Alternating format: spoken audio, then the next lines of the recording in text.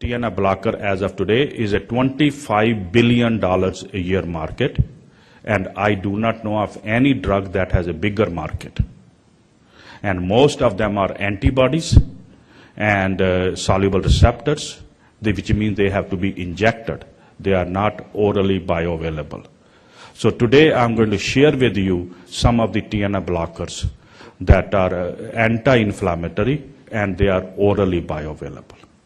So having said that, and as of today, it turned out that no matter whether you talk about the survival of the tumor, you talk about the proliferation of the tumor, you talk about invasion of the tumor, you talk about the metastasis of the tumor.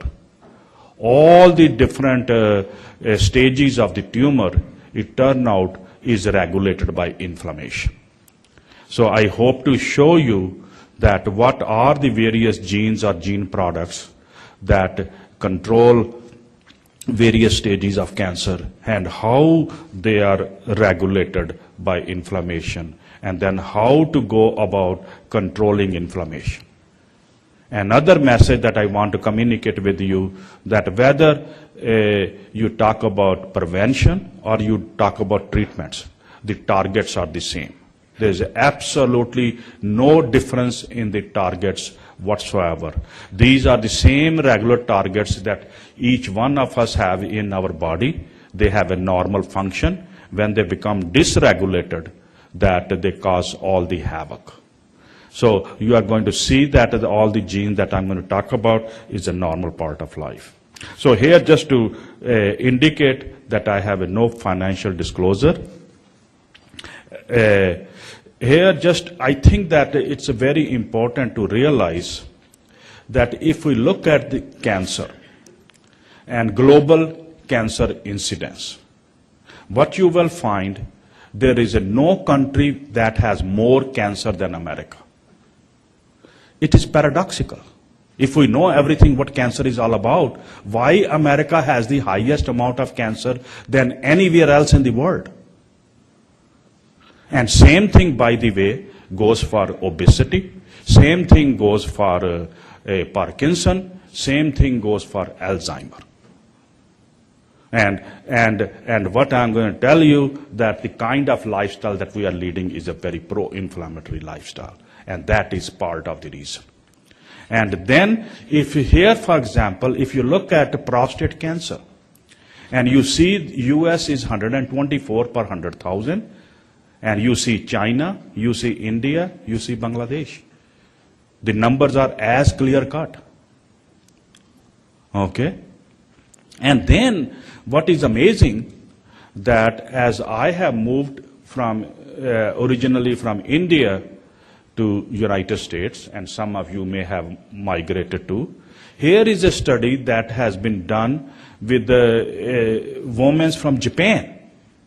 And what they found, that if a woman moves from Japan to United States, the incidence of cancer is lowest if she remains in Japan. And what I have here in different colors is that first generation, second generation, and third generation. By third generation, she catches up enough that now the cancer is just like any other American.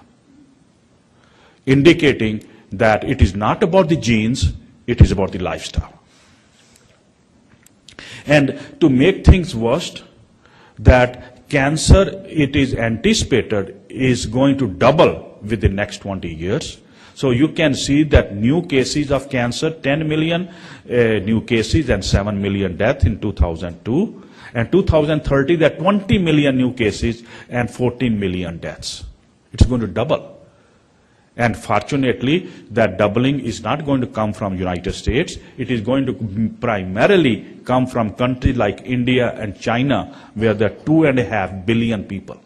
And they are all trying to be very Americanized. They are all trying to lead the American lifestyle. And therefore, the cancer is very much on the increase in all those countries. So this is the working hypothesis, that dysregulated chronic inflammation caused by lifestyle factors mediate chronic diseases, including cancer. So here is, if any of you are interested, there is a whole issue of science devoted to inflammation. This is January 11, 2013 issue. And as you can see, that several age-related chronic diseases, such as metabolic syndrome, cardiovascular diseases, neurodegenerative diseases, they all have inflammatory component. So we have even done a whole book called Inflammation, Lifestyle and Chronic Diseases. If anybody is interested, can look it up. And here is a whole issue of immunity. And the special feature is cytokines and inflammation. This is one of the very, very prestigious journal in the immunology area with a very, very high impact. And there you can see that the whole cover is about fires.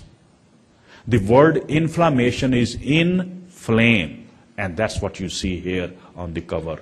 And so, as I mentioned, that we happen to discover a molecule called TNF, which is, we discovered it as an anti-cancer agent. As of today, it is one of the major mediator of inflammation. So we have done a review here, signaling pathways of the TNF superfamily, a double-edged sword.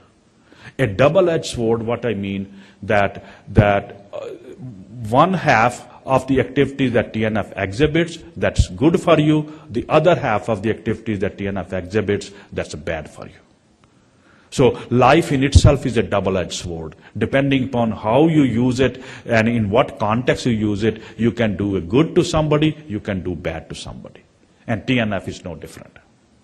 Another review that we did, historical perspectives on the TNF and its superfamily, 25 years later, a golden journey. And when I say golden journey, it has a double meaning, that it is not just 25 years, it also means a gold. Gold means curcumin or turmeric, that's a golden color. And one of the way to control TNF is curcumin, and I'm going to talk about that.